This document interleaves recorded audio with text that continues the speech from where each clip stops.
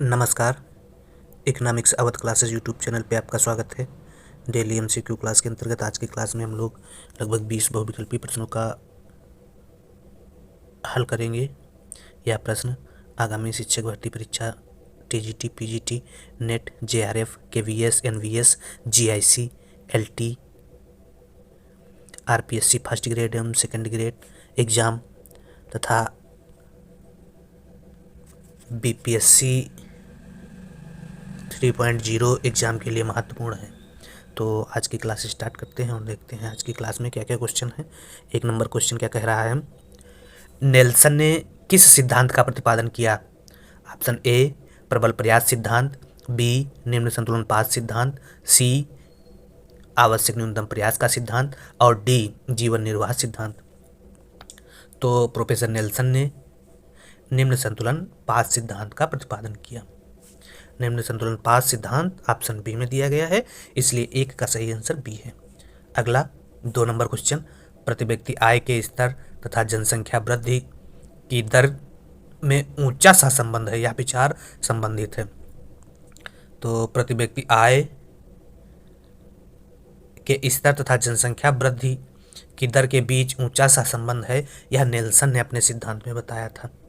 Nelson B option में दिया गया है, तो बी सही हो जाएगा। नेल्सन का सिद्धांत जो है वह अल्पविकसित देशों के निम्न संतुलन पास का सिद्धांत है और नेल्सन का सिद्धांत माल्थस की इस मान्यता पर आधारित है कि किसी देश की प्रति व्यक्ति आय के न्यूनतम जीवन स्तर से बढ़ जाने पर जनसंख्या कैसे बढ़ने लगती है, परंतु जब जनसंख्या में वृद्धि दर एक उच्च भौतिक सीमा पर पहुंच जाती है तो प्रति व्यक्ति आय में और वृद्धि जो है जनसंख्या को कैसे गिराने लगती है।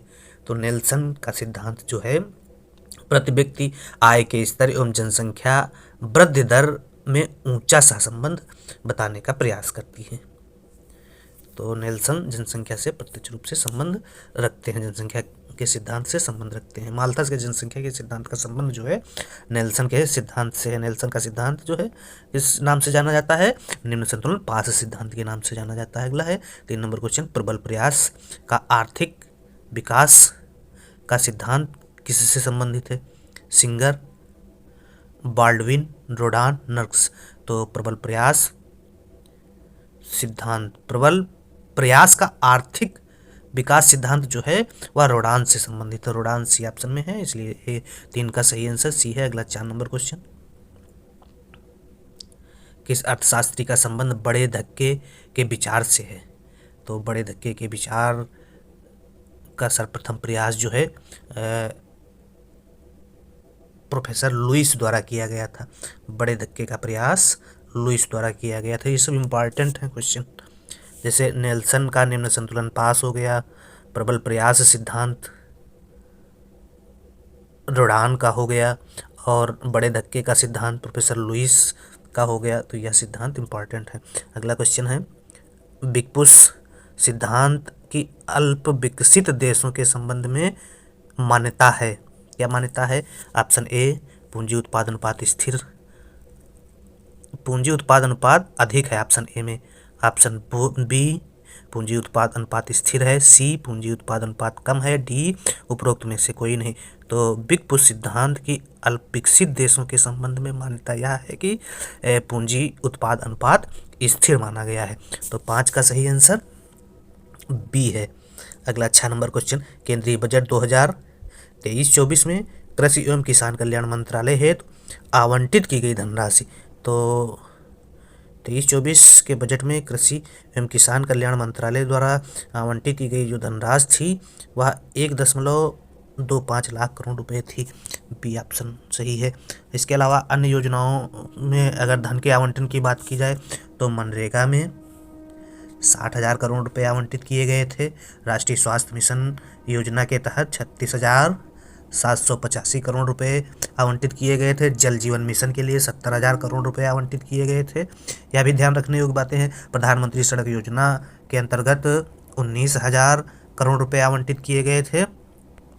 प्रधानमंत्री किसान योजना के तहत 60,000 करोड़ रुपए आवंटित किए गए थे।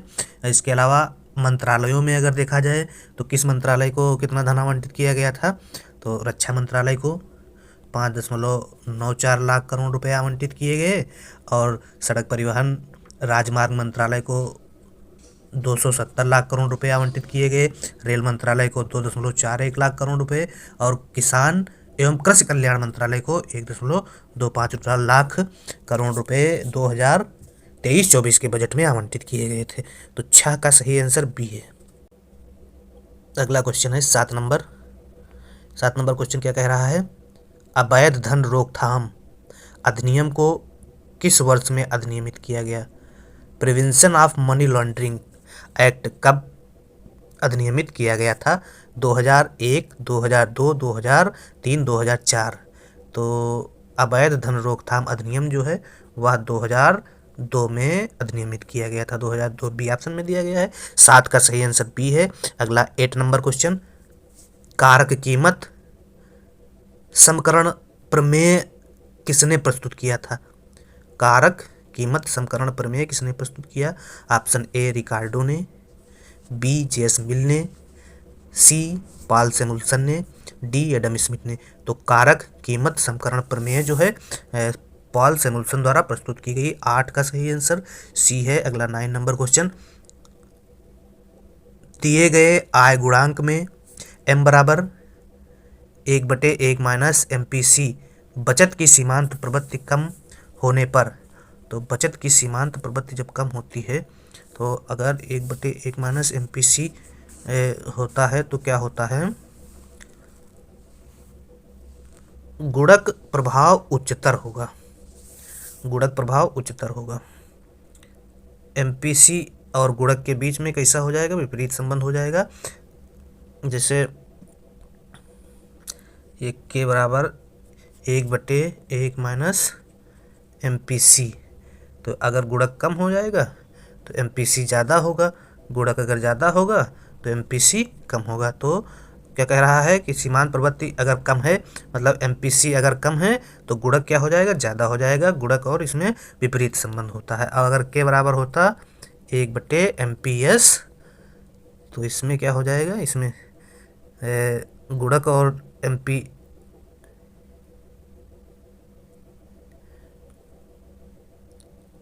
गुणक और MPC में सीधा संबंध होता है और MPS में विपरीत संबंध होता है। और यह गुणांक का प्रभाव पूछ रहा है तो गुणांक का प्रभाव जो है वह विपरीत प्रभाव उच्चतर हो जाएगा। और ध्यान रखने योग्य बात है के बराबर 1/MPS, यह गुणक और इसमें सीधा संबंध होगा, और के बराबर ये विपरीत इसमें होगा 1/1 माइनस MPC, इसमें सीधा संबंध होगा। इसमें अगर ये बढ़ेगा तो ये भी बढ़ेगा, अगर ये घटेगा तो ये भी घटेगा। लेकिन ये अगर के बढ़ेगा तो MPS घटेगा, अगर के घटेगा तो MPS बढ़ेगा। ये संबंध है गुणक और MPC और MPS में। अगला क्वेश्चन है, निम्न में से कौन सी विशेषता बाजार ढांचे की नहीं है? लंबवत एकीकरण, प्रवेश की शर्त, क्रेताओं की संख्या, विक्रेताओं की संख्या। तो बाजार ढांचे की कौन सी विशेषता नहीं है? तो बाजार ढांचे की विशेषता जो है लंबवत एकीकरण नहीं है। लंबवत एकीकरण,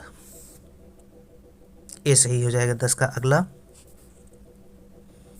नीचे 2 कथन दिए गए हैं।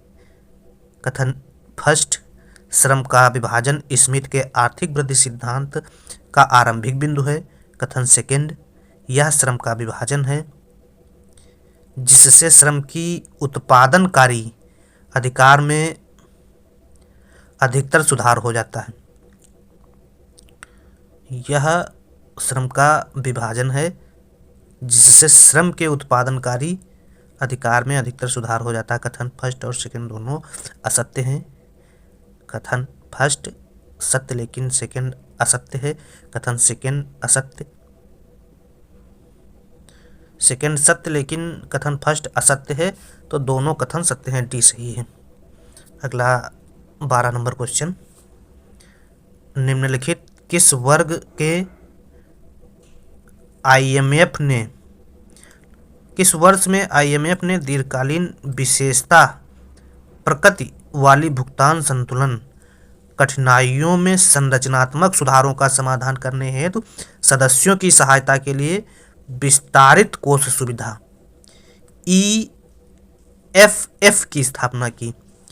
तो भुगतान संतुलन की कठिनाइयों के संरचनात्मक सुधार के लिए IMF द्वारा जो विस्तारित कोष सुविधा की स्थापना की गई थी, यह स्थापना 1974 में की गई थी। 1974 ये ऑप्शन में दिया गया है, ये सही है। अगला क्वेश्चन है, सूची फर्स्ट को सूची सेकंड से मिलाना है। सूची फर्स्ट में क्या है, लागत प्रभावी या किफ़ायती हैं। तो लागत प्रभावी या किफ़ायती हैं मानकों के प्रयोग द्वारा प्रदूषकों को प्रत्यक्ष रूप से विनियमित करने वाली नीति कहलाती है। बी क्या है, प्रदूषण परमित व्यापार प्रणाली। प्रदूषण परमित व्यापार प्रणाली का मतलब हुआ प्रोत्साहित आधारित नीति जो संरक्षण प्रथाओं या प्रदूषण कटौती प्रौद्योगिकियों को प्रोत्साहित करते हैं। बी का सेकंड से मिल जाएगा बाजार अवधारणा। बाजार अवधारणा क्या है, जो यह अपेक्षा करती हो कि लक्ष्य प्राप्त करने के लिए कम से कम संसाधनों का प्रयोग किया जाए, यह भी सही है। सी का 3 से मिल जाएगा। और 4 डी जो है कमांड और कंट्रोल अवधारणा, वह बाजार उपाय जो प्रदूषकों के अधिकारों के लिए बाजार स्थापित करे। डी का 1 से, डी का मिल जाएगा 4 से। तो 1 2 3 4 ये ऑप्शन सही हो जाएगा। अगला, high Nelson fail the origin of power prosperity and poverty नामक शीर्षक वाली पुस्तक किसने लिखी। High Nations fail the origin of power prosperity and poverty नामक पुस्तक किसने लिखी। तो यह पुस्तक लिखी गई दारोन एफेमुगले और जेम्स रॉबिन्स द्वारा। सी सही है। अगला, सूची फर्स्ट में जनसंख्या वृद्धि दर के प्रकार दिए गए हैं और सूची सेकंड में वो अवधि दी गई है, इसको मिलाना है।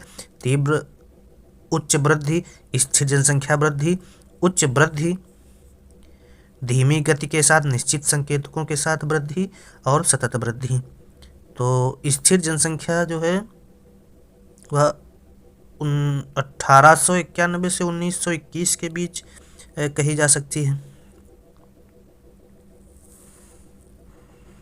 1891 से तीव्र